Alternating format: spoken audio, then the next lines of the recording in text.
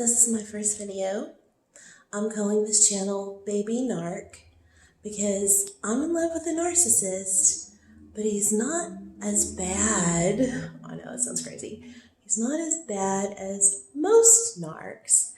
He's like a baby narc. He's pretty old. He's 47, but he's still a baby narc. Like, he hasn't embraced his full narcissistic tendencies and possibilities. The problem with him is, well, what isn't a problem with him? But he has a myriad of mental illnesses. It's not just narcissism. He's a hardcore addict. And for the longest time, I chalked up all of his terrible behavior, horrible things he's done to me, horrible things he's said to me, horrible ways he's made me feel, nights crying myself to sleep. I've chalked all of that up to drug abuse. Because when he's sober, quote unquote, he's not as bad. Actually, he can be really, really great. A really, really good man. But the drugs just make him a monster. But that's not the only problem. I really believe that the underlying issue with him is he's a narcissist. And I think the drugs are just a way for him to cope with that. Because it doesn't seem like a narcissist ever wants to admit that they're a narcissist. In fact, I don't even think they know what it is. I didn't even know what it was. And I think that they are just in such a deep hole of despair, mostly from their own doing, but nevertheless, they just can't grasp. I mean, if you're a human being, how could you continue to grasp the fact that you are a shitty, horrible, evil, nasty monster? No one wants to think of themselves that way. So I think that the drug abuse is just a way to maybe numb all of that, maybe help forget about it. I don't know. I'm not sure. I'm not a drug addict, so I don't know. But the reason I wanted to call this channel Baby Narc is because I know that there are narcissists out there who are sociopaths, murderers, you name it. He's never put his hands on me. He's never abused me in those sorts of ways. But come on, it's all abuse. When you treat someone shitty over and over and over again, and the only reason that you're apologizing is so that you can still stay in that person's life, not because you feel bad that you hurt that person, but when you're apologizing for manipulation, it's abuse. I mean, he could throw a brick at my face or ghost me for 2 months. It hurts. It still hurts. I'm still crying myself to sleep. And if you're crying yourself to sleep on a regular basis over another person, that's abuse. And a person who knows they're doing that to you on a regular basis, that's an abuser. So this channel might go on for years because I have so much to tell you.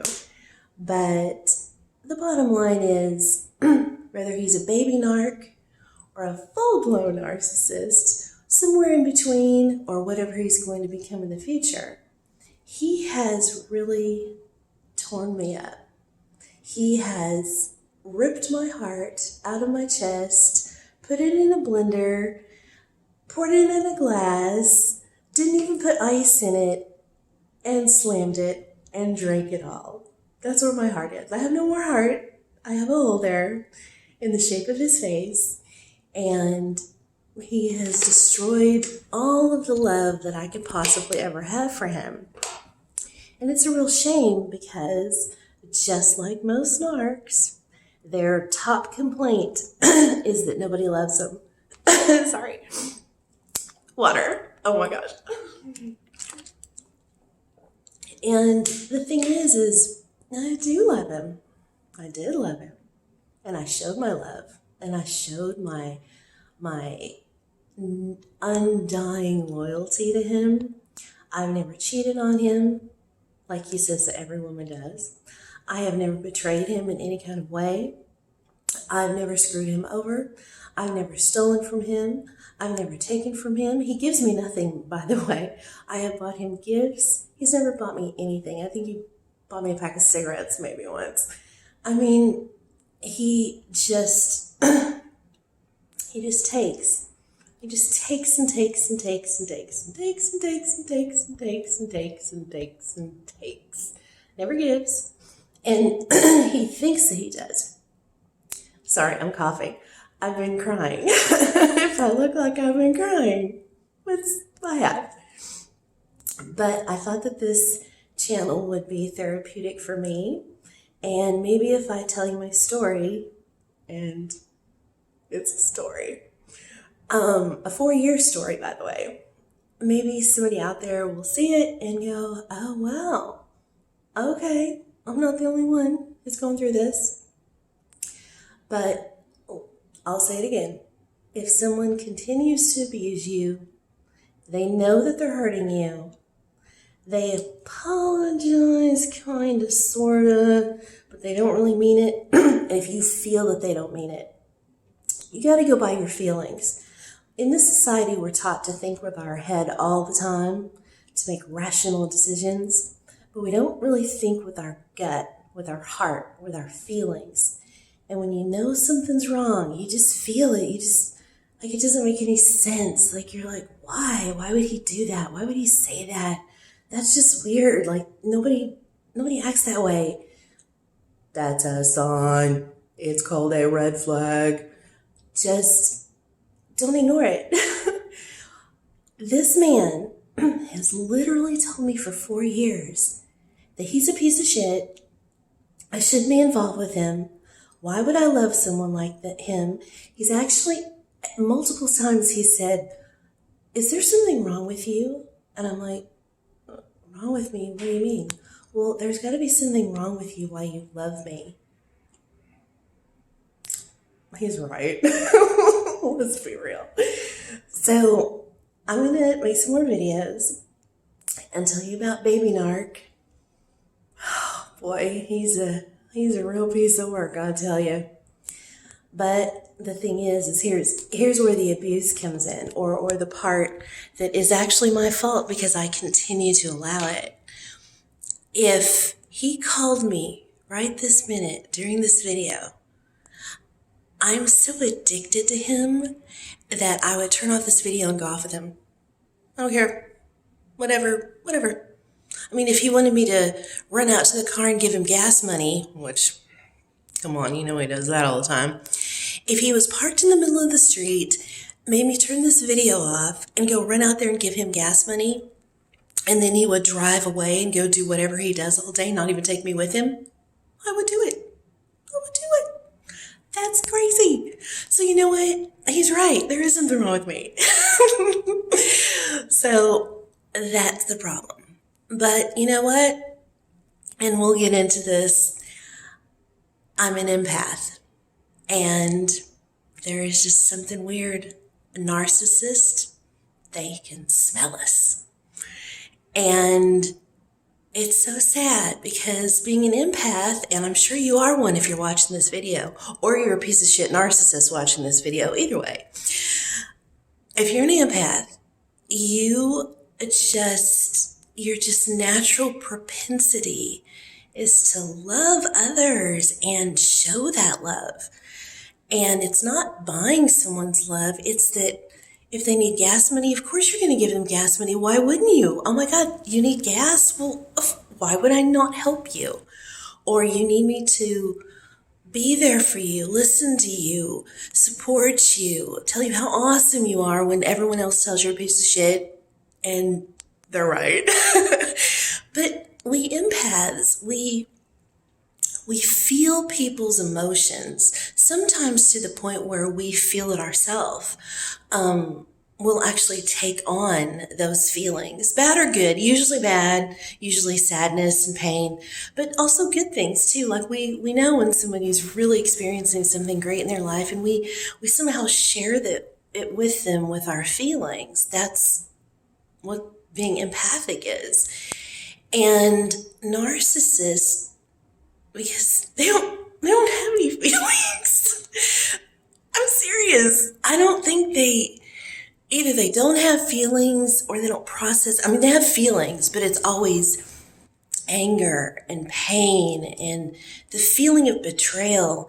And my narc, he is so weird about little tiny things. Like, he'll ghost me for weeks, months, whatever. And then when he comes back, he's not like, oh my gosh, I can't believe I did that to you. No, he just didn't even say anything. And then if I start bitching about it, then I'm the crazy one. But if he calls and I don't answer by like the third ring, oh my God, you'd think that, I'm out cheating on him and betraying him. It's the weirdest thing. He can dish it out, but he sure can't take it. And he's always one to just jump to the conclusion that I'm trying to screw him over. And if you knew me, and maybe you'll get to know me on my videos, I don't screw people over. I get screwed over. And it shows. And because I'm old enough now to where it's written all over me that people have hurt me, so that's probably why he sought me out in the first place. I'm like easy prey. Well, actually, I'm not as easy as I was. If we would have gotten together 10 years ago in my life, I wouldn't even be making this video. I probably wouldn't even think there's anything wrong. I would I'd be like, well, everybody's a piece of shit. But everybody's not a piece of shit. Everybody's good. It's just a select few that are a piece of shit. And because they're so powerful that it makes you start believing that that's the norm, and it's not. The normal thing is to be empathic, to know when someone else feels a certain way, and to try to intervene that in some way, either help them or even just being there, just listening. That's normal. That's natural. What's not natural is to be there for someone and then somehow twist it and manipulate you and get more out of you than just your kindness, and to continue to do it. And then if you say anything about it, anything at all, whether you blow up, like blow the fuck up about it, or whether you just casually go, that's not cool, you would think that you are the worst, most unloving human being ever in their eyes. But that's just not how it is. They have a really skewed view of reality. I don't even think they live in reality. Well, I know mine doesn't. That's why he's a hardcore drug addict. And it's continuous. I mean, I begged him to go to rehab. Oh, that starts a huge fight. Because he doesn't want anyone else to tell him that he's wrong. Because narcissists, I think that is the feeling that they have. I said they have no feelings. I guess the one feeling that they do have is shame. So they tell themselves all day long, and probably while they're dreaming, about what a horrible piece of shit they are. And I use that term because that's what my narc always says. Oh, you think I'm such a horrible piece of shit? It's like, well, I didn't. So, yeah, there we go. So, welcome to my channel, Baby Narc. I'm going to tell you all about my baby narc. I wish I could, I wish I had a different kind of video to show you. But we're going to get into this. But one last thing. If you're experiencing this, if someone's manipulating you in any kind of way, I mean, I know we all manipulate each other, but you know what I'm saying. If someone is continually manipulating you and making you feel bad that you don't want them to do that, if you're the reasonable one and they're the unreasonable one, then I hate to tell you, you might be involved in a narcissistic, empathic relationship. And if you are, you better get out. I know it's tough. I mean, how do you walk away from somebody you love? I can't even walk away from, food that I love, obviously. So if I can walk away from a hamburger, how am I going to walk away from a man that I'm deeply, madly, passionately in love with? And I am madly, passionately in love with this guy. Like I said, if he called me right this minute, I would stop this video and go off with him and do whatever he wants. Anything he wants. Nothing I want, but what he wants.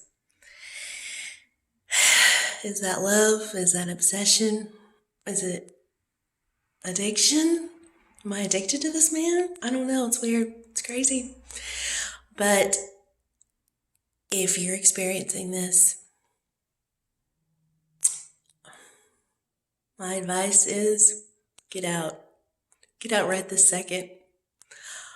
Don't block their phone number, because then you, in the middle of the night when you're crying, you say, oh, I'll just unblock the number for tonight to see if he calls. All that shit. Change your number and have absolutely no possibility of them ever getting it. We're in technology now. You can figure out a way so that person can never, ever contact you again. Now, if they know where you live, it's tricky. If you're involved with people that they're involved with too, their family, friends, you share family, share kids, share a house, you can't just walk away, but you might better consider your options. Anyway, I hope you enjoyed these videos. I hope they help you in some sort of way. And welcome to Narcissism 101. Who knew? Who knew these people exist? And one last thing. The sad thing is, I knew this man when we were young, when we were teenagers. I guess I didn't know him that well. And of course, he has had a life of bad things, abuse, everything else, which is why he's like he is. But I didn't know it then, and I didn't see it. I just thought he was, so when we hooked back up later on in life, 4 years ago, I just assumed he was the same old teenager. Life does a number on all of us. We all have stories. We're all not the same person that we were when we were young, before people fucked us over 8,000 times. But I know for me, I'm still a pretty loving, generous, caring, non-judgmental, easy person. And I'm not bitter. Even through what he's done to me, I'm not bitter. And I won't be. I refuse to be. Even if I never talk to him again, even if I continue with him and he does even worse things to me, I'm never going to let myself be bitter about it, because I do love him. And I don't want to have to apologize for that. I don't want to have to apologize for being in love with somebody that I shouldn't be. It just is what it is. So I hope you like these videos. I know I keep saying that. All right. Check me out, and I'll make some more baby narc videos. Okay, bye.